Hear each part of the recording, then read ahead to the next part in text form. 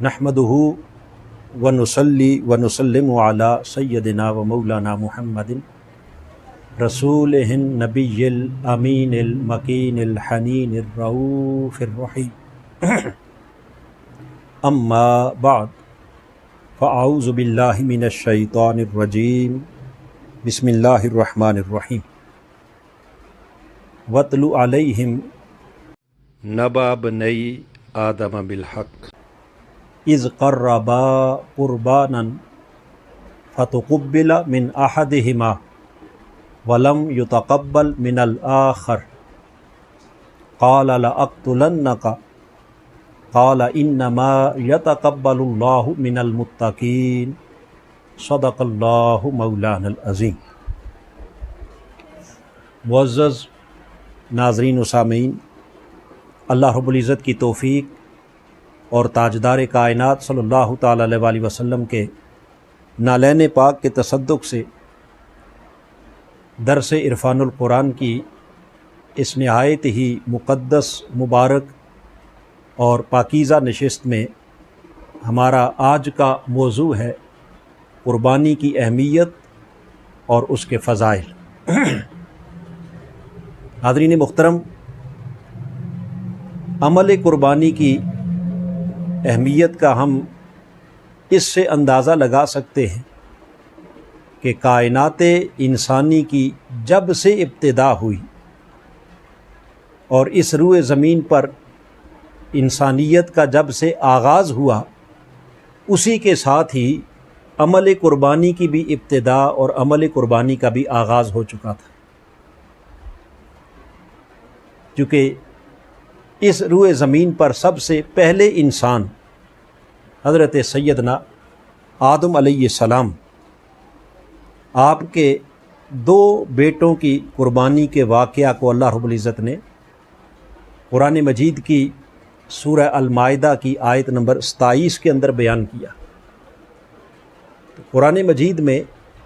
سیدنا آدم علیہ السلام کے ان دو بیٹوں کی قربانی کے اس واقعہ کا بیان در حقیقت ہمیں قربانی کے عمل کی اس تاریخی اہمیت کی طرف متوجہ کر رہا ہے، اور بتانا یہ مقصود ہے کہ ہر عمل کی ابتدا کہیں نہ کہیں سے ہوئی۔ ہر عمل کسی نہ کسی پیغمبر کی شریعت سے شروع ہوا، کہیں سے نماز کی ابتدا ہوئی، کہیں سے روزے کا آغاز ہوا، کہیں سے حج کا آغاز ہوا، کہیں سے جہاد فی سبیل اللہ کا آغاز ہوا، مگر ان تمام اعمال میں اگر ہم دیکھیں تو قربانی کا عمل اپنی تاریخی حیثیت میں اور تاریخی اعتبار سے اتنا قدیم ہے کہ جب سے روئے زمین پر انسانیت کا آغاز ہوا، اس کے ساتھ ہی اللہ رب العزت نے اس عمل قربانی کی بھی ابتدا کر دی تھی۔ اس لیے قرآن مجید کی سورہ المائدہ کی آیت نمبر 27 میں اللہ رب العزت نے اپنے محبوب تاجدار کائنات صلی اللہ تعالیٰ علیہ وآلہ وسلم سے خطاب کرتے ہوئے ارشاد فرمایا، وَاتْلُ عَلَيْهِمْ نَبَأَ بَنِي آدَمَ بِالْحَقِّ۔ اے میرے محبوب صلی اللہ تعالیٰ علیہ وآلہ وسلم، آپ اپنے غلاموں کے سامنے، اپنی امت کے سامنے اور قیامت تک آنے والی ساری انسانیت کے سامنے اس قرآن کے ذریعے آدم علیہ السلام کے بیٹوں کی قربانی کے اس حقیقی اور سچے واقعہ کو بیان فرما دیں۔ کون سا حقیقی اور سچا واقعہ؟ فرمایا، اذ قربا قربانا، آدم علیہ السلام کے دونوں بیٹوں میں سے ایک کی قربانی قبول ہو گئی، ولم یتقبل من الآخر، جبکہ دوسرے کی قربانی قبول ہونے کے بجائے اللہ کے حضور اسے رد کر دیا گیا۔ قال لأقتلنک، سو جس کی قربانی رد ہو گئی وہ اپنے بھائی سے حسد کی آگ میں جل کر کہنے لگا کہ میں تجھے ضرور قتل کر ڈالوں گا، اگر میری قربانی قبول نہیں ہوئی تو میں تجھے بھی زندہ نہیں رہنے دوں گا۔ آگے سے اس پہلے بھائی نے جس کی قربانی قبول ہو چکی تھی اس نے جواب دیا، قال انما یتقبل اللہ من المتقین، اے میرے بھائی آپ مجھے کیوں قتل کریں گے؟ آپ میری جان کے درپے کیوں ہو گئے ہیں؟ قربانی کا قبول کرنا نہ کرنا یہ تو اللہ رب العزت کی مرضی پر منحصر ہے، اور آپ مجھ پر اپنا غصہ اتارنے کے بجائے اس حقیقت کو کیوں نہیں سمجھتے کہ انما یتقبل اللہ من المتقین، بے شک اللہ رب العزت صرف ان لوگوں کی قربانیاں قبول کرتا ہے جو تقوی کے نور سے آراستہ ہو کر اللہ کے حضور پیش ہوتے ہیں۔ قرآن مجید کی اس آیت کریمہ پر اگر تھوڑا سا غور کریں، اس کے مضمون سے جو چند چیزیں آقا علیہ الصلوۃ والسلام کی امت کو قرآن مجید کے ذریعے سمجھانا مقصود ہے، ان میں سے پہلی شے وہ تو اس قربانی کی تاریخی حیثیت ہے، اور دوسری حقیقت جو اس واقعہ سے حضور علیہ السلام کی امت کو بتانا مقصود ہے وہ یہ کہ قربانی دو بھائیوں نے کی، مگر ایک کی قربانی قبول ہو گئی اور دوسرے کی قربانی رد کر دی گئی۔ اس سے پتہ یہ چلا کہ ظاہراً دیکھنے میں قربانی کا عمل تو ایک جیسا ہوتا ہے، مگر ضروری نہیں کہ ہر ایک کی قربانی اللہ کی بارگاہ میں قبول بھی ہو جائے۔ قربانی تو سبھی دیتے ہیں، مگر کچھ قربانیاں ایسی ہوتی ہیں کہ جو اللہ کے حضور درجہ قبولیت کو پا جاتی ہیں، اور کچھ قربانیاں ایسی ہوتی ہیں کہ جو اللہ کی بارگاہ میں رد کر دی جاتی ہیں۔ تو یہاں جو مقام غور ہے اور مقام فکر ہے وہ یہ کہ قربانی اگر قبول ہوتی ہے تو وہ کیوں، اور اگر قربانی اللہ کی بارگاہ میں رد ہوتی ہے تو وہ کیوں۔ یہ دونوں حقیقتیں اللہ رب العزت نے اسی آیت کریمہ کے مضمون کے اندر آدم علیہ السلام کے ان بیٹوں کے واقعہ کی روشنی میں بیان کر دی۔ اور کیسے بیان کی کہ ایک بھائی جس کی قربانی اللہ کی بارگاہ میں قبول نہ ہوئی، رد ہو گئی، اب قرآن مجید اس کے طرز عمل کو بیان کر رہا ہے، اس کے کردار کو، اس کی شخصیت کو، اور اس کے اندر چھپے ہوئے احساسات کو، جذبات کو، اور اس کے اندر پوشیدہ انسان کو ظاہر کر رہا ہے کہ ظاہراً تو وہ دونوں بھائی شکل و صورت میں یقیناً ایک جیسے تھے، اور ان کی قربانی کا عمل بھی ایک جیسا تھا، یقیناً ان کی قربانی کے جانور بھی ایک جیسے ہوں گے، مگر جس کی رد ہوئی تو وہ رد کیوں ہوئی، اور جس کی قبول ہوئی تو وہ قبول کیوں ہوئی۔ اس فرق کو قرآن مجید بیان کرتے ہوئے ان دونوں کے جو مخفی احساسات اور جذبات ہیں ان کو ظاہر کر کے بیان کر رہا ہے کہ جس کی رد ہوئی، جب اس نے اپنے احساسات اور جذبات کا اظہار کیا تو اپنے بھائی کے قتل کے درپے ہو گیا اور کہنے لگا لأقتلنک، یعنی اس کے اندر جو چھپا ہوا حسد تھا، حقد تھا، کینہ تھا، وہ اس بات کو ظاہر کر رہا ہے کہ اس کا عمل قربانی یقیناً اللہ کے لیے نہیں تھا۔ اگر اس کی قربانی خالص اللہ کے لیے ہوتی تو یقیناً وہ کبھی بھی اپنے بھائی کو قتل کی دھمکی نہ دیتا، بلکہ خود اپنے عمل کے اوپر غور و فکر کرتا کہ جس رب کے لیے میں نے قربانی کی ہے اس مولا کے حضور اگر میری قربانی قبول نہیں ہوئی تو کیوں نہیں ہوئی۔ اس کو تو چاہیے تھا کہ وہ اللہ کی بارگاہ میں تائب ہوتا، گڑ گڑاتا، روتا، نادم ہوتا، شرمندہ ہوتا، رب کو مناتا، چونکہ قبول تو اس نے کرنی تھی۔ مگر عجیب بات یہ ہے کہ وہ اپنے رب کے حضور نادم اور شرمندہ ہونے کے بجائے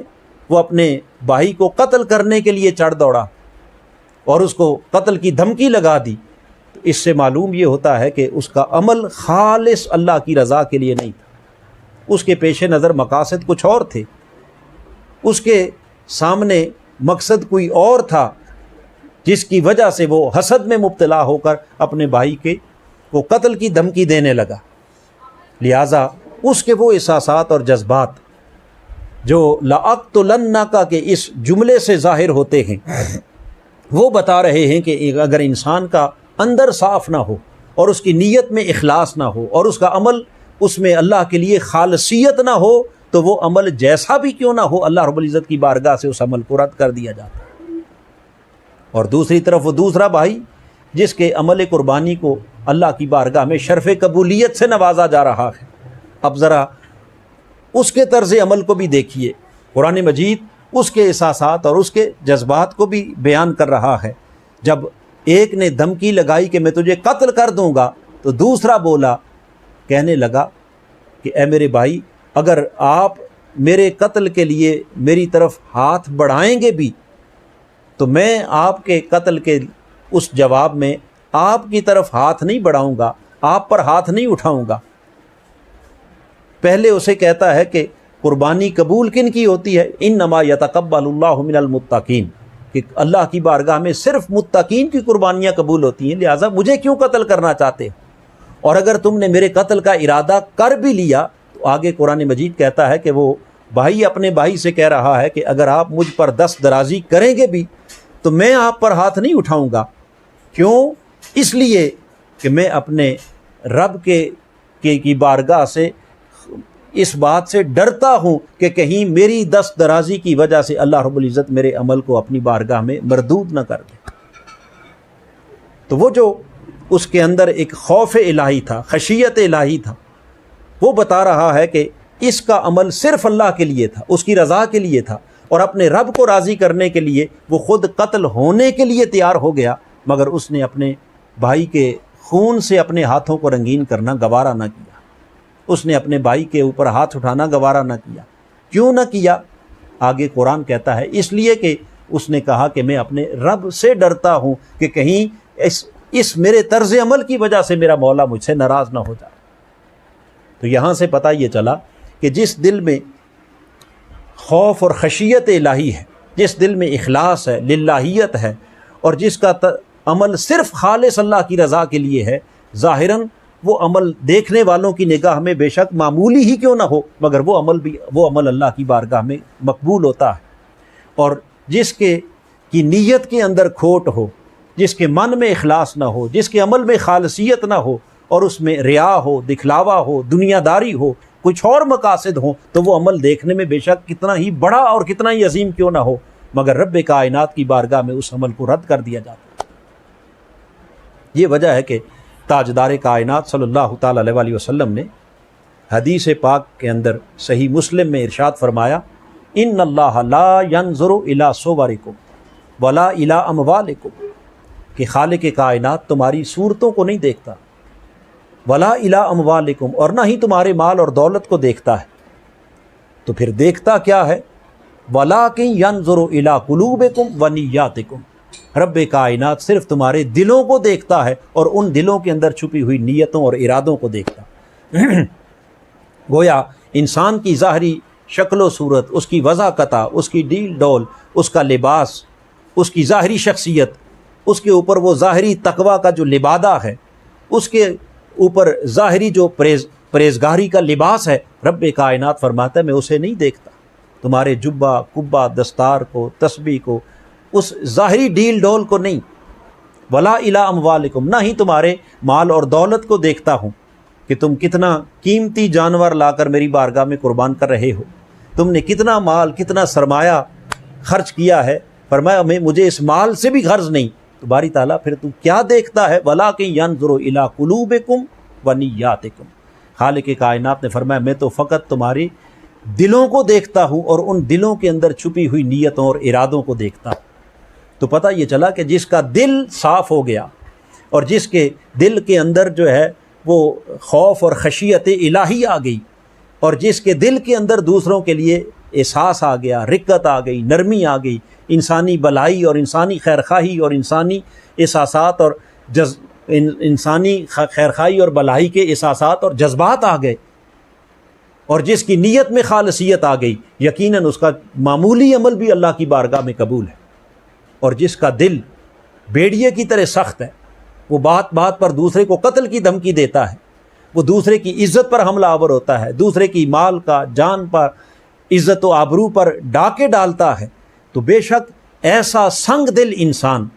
جس کی دل میں خوف خدا نہیں ہے اور جس کی نیت میں اخلاص نہیں ہے، ایسا شخص بے شک پہاڑوں جیسے اعمال بھی کیوں نہ کرے تو اور ظاہری شکل و صورت میں کتنا ہی بڑا دنیا کو دکھانے کے لیے متقی اور پرہیزگار ہی کیوں نہ بنا پھرے، خالق کائنات فرماتا ہے کہ مجھے تیرے اس نہ ظاہری وضاقتہ سے غرض ہے اور نہ ہی تیرے مال اور دولت سے غرض ہے، میری بارگاہ میں تو صرف دل دیکھے جاتے ہیں۔ لہٰذا معزز ناظرین، اس سے اس پورے واقعہ سے ہمیں یہ معلوم ہوا کہ آئیے، ایک تو اس عمل کی اہمیت واضح ہوئی، اور دوسرا اس عمل کی قبولیت کا راز اللہ نے بتا دیا کہ لوگوں اگر قربانی کی صورت میں اگر اپنے اس عمل کو اللہ کی بارگاہ میں درجہ قبولیت تک پہنچانا چاہتے ہو تو آؤ اس عمل قربانی سے پہلے اپنے من کو پاک کر لو، اپنے دلوں کی طہارت کا اہتمام کر لو، اور اپنے دلوں سے نفرتیں، قدورتیں، عداوتیں، حسد، کینہ، بغض، یہ سارا کچھ جب تک نکال کے نہیں پھینک دیتے اور جب تک اپنی خواہشات کے گلے پر چھری نہیں چلا دیتے، اس وقت تک تم بے شک ہزار جانوروں کے گلوں کے اوپر چھری چلا کر اور لاکھوں کروڑوں کا مال اللہ کی راہ میں خرچ کر دو، تو یہ سب کچھ کرنے کے باوجود بھی تمہارا عمل اس وقت تک درجہ قبولیت کو نہیں پہنچے گا جب تک تمہارے دلوں کو تقوی اور طہارت نصیب نہیں ہوگی۔ چونکہ قرآن کہتا ہے انما یتقبل اللہ من المتقین، کہ بے شک اللہ رب العزت صرف ان لوگوں کے اعمال کو اپنی بارگاہ میں شرف قبولیت عطا فرماتا ہے کہ جن کا دل نور تقوی سے معمور ہوتا ہے۔